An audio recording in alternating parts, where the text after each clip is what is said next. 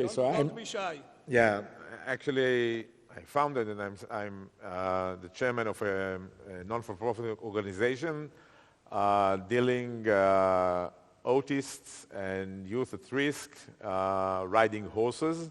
It's a 20-some years old non-for-profit organization, but the secret is that one of our most successful projects is with a school that Yossi, it's Arab-Israeli school in Ramle that Yossi is a supporter of it. Okay, so let's go back to where we are. So as strange as it may sound, the young general with the full black hair in the picture is myself 26 years ago, when I have actually started the first cyber attack program in Israel, which was most probably one of the first, if not the first, cyber attack program all over the world. Now, at that time, I thought that nation-states would attack each other not only by missiles and troops, but also by using and attacking critical infrastructure and critical industries via the web. And in order to be able to protect yourself, you need to know how to attack. So I started the program. Now, it was the very early days of the internet, so this thinking was bold and innovative, but I must admit that I could not imagine then that 26 years later, my client would come to me, global leading corporate in the finance, utilities, health, entertainment, and tell me that the first number one topic in their board meeting is cyber defense.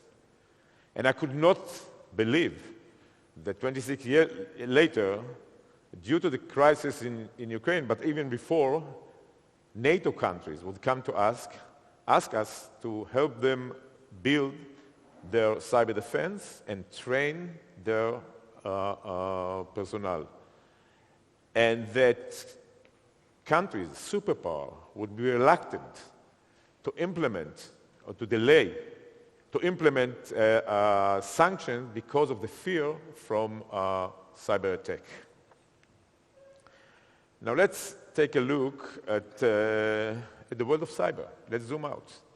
So the world of cyber, and actually the world itself, was totally changed 12 years ago. The balance that was for many years between attackers and defenders was totally broken. Attackers became much, much more aggressive, sophisticated, and bold. And defenders could not react properly, and this gap is growing as we speak.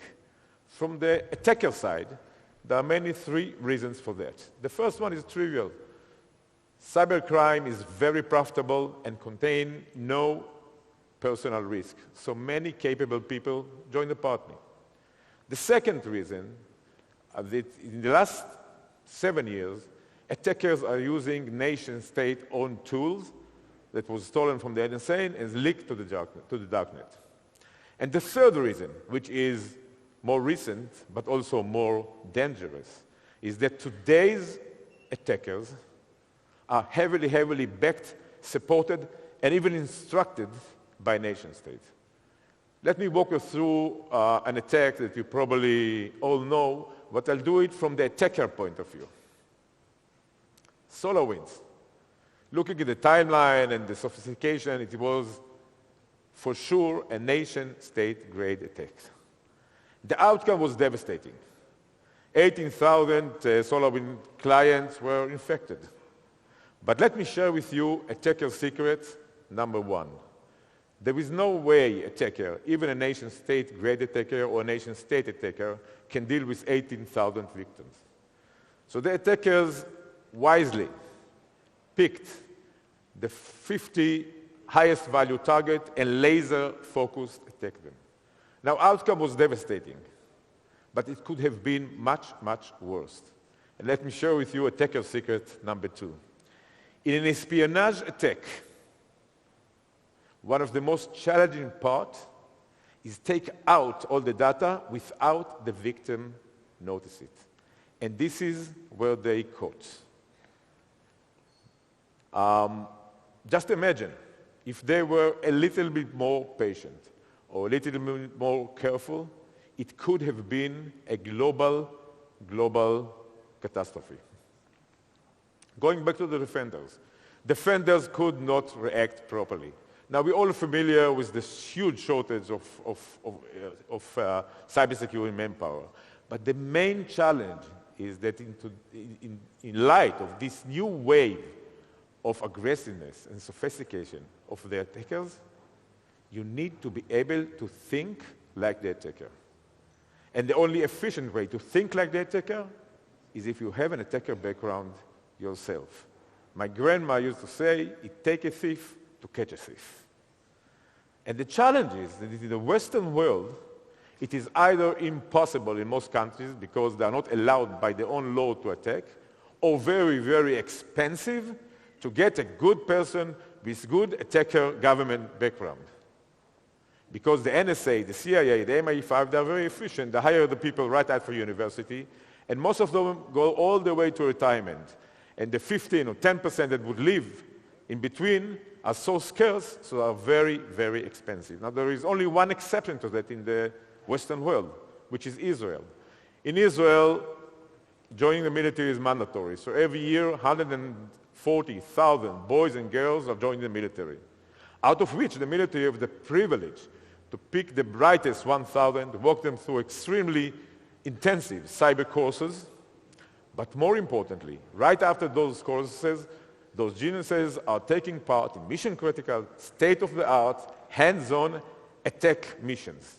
But by the age of 30, 96% of them would leave to the private market because the Israeli NSA and CIA, they don't need so many people, and they have a fresh flow of thousands every year. First 3 years, they don't have to pay them because service is mandatory. So the system actually allows a constant annual flow of thousands world-class cyber experts that are much better educated, more sophisticated, more creative than the worst hackers of the world, yet they are good people. And this is the reason why Israel is the cyber nation. This is the reason I believe you are all here. So what we have learned so far? What we have learned is that in light of this Ukraine war, but also before, anyone, anywhere, anytime is a target for a nation-state's great attack, including each one of you, and unfortunately, myself as well. So no wonder CISOs are extremely worried all over the world. But have we lost the war? Not at all. Let's have a few words about what one needs to do in order to prevail, in order to protect his crown jewel, in order to be better protected than his competition. So each one of us needs to make sure his trusted advisor have 5 qualities: the right team, the right methodology, adapted and holistic approach, have good access to unique darknet intelligence, and the technology that enable him to automate. Let's talk about each of these elements. The team. Now, today, every person that spends few months in the NSA says, I'm a nation-state great attacker. I'm talking about totally different magnitude. I'm talking about hands-on, world-class cyber experts with a background of government attackers. Not as important, methodology. In HolistiCyber, we call it OFM, Offensive Framework Methodology, meaning we act as your defenders, but we do it from the attacker point of view.